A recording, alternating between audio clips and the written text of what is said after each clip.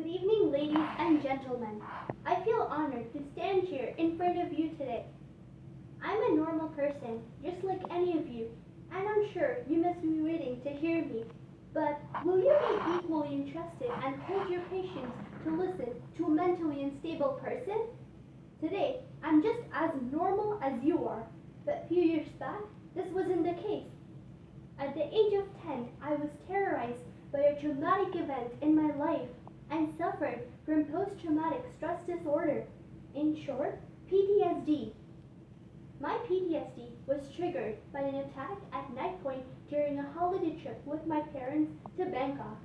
All our belongings, money, passports, etc. were robbed. This incident traumatized me, and I started feeling that there was no safe place for me in this world, not even my home. My parents introduced me to several counselors, took me to psychiatrists as they felt that I was suffering from PTSD. I was in the hospital, but I declined their help, convinced that I didn't need it. And that could have been the most damaging decision of my life. For months after the attack, I couldn't close my eyes without envisioning the face of my attacker. I suffered horrifying flashbacks and saw violent images every time I closed my eyes. At this time, I was diagnosed with PTSD. I cannot express the enormous relief I felt when I discovered my condition was treatable. I felt safe for the first time in all those years. Staying under medication and undergoing behavioral therapy marked the turning point in my life. It amazes me to think how far I've come. Today, I would like to enlighten ourselves on this very serious issue of mental illness that our community is facing. Mental illness can manifest in various forms, such as attention deficit, hyperactivity, depression, etc., out of which one of the most common one being the post-traumatic stress disorder. There could be a series of factors that can aggravate it, whether it is because of a serious accident, assault, or torture, or an exposure to some traumatic event. It causes intrusive symptoms like experiencing the traumatic event. Many people have vivid nightmares and flashbacks that make them feel nervous. PTSD has always been a concerning issue and is rising at an alarming rate.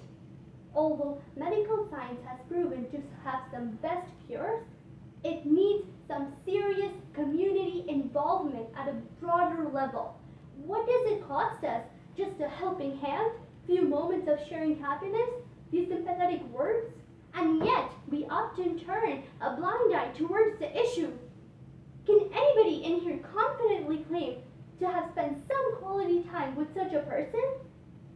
Factual figures supported by data are shocking. Each year, worldwide, about 8 million people die due to mental illness, out of which 3.75 million due to PTSD alone, and 18 cases of PTSD are reported every minute. We can make a big difference towards this issue in numerous ways. But before trying to cure somebody, we need to change our own mindset and come out of the dilemma of whether to or whether not to. Unlike earlier times, multiple treatments and therapies are available today.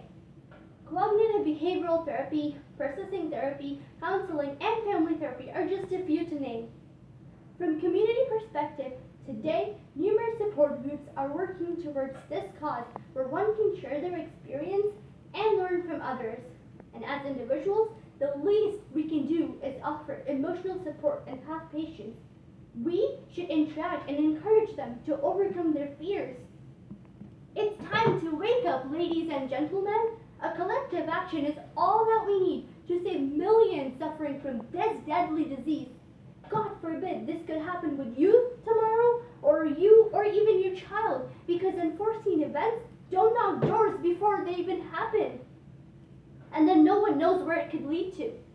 And for people like me, who have seen the dark side of suffering with this mental illness, can very well realize what it means to have a helping hand at the right time. 2 kind words, a little bit of patience, and cooperation from our community can mark a new beginning to someone's life. Thank you.